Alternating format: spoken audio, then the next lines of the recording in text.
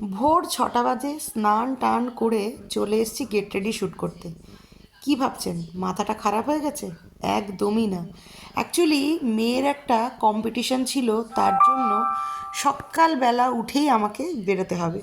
তো ভাবলাম সকালবেলা উঠে যখন সাজগোজ করবই, তাহলে গেট রেডি শ্যুট করবো না কেন? যেহেতু রোদে দিনে ঘুরতে হবে, সেই জন্য সানস্ক্রিনটা ভালো করে মাখলাম।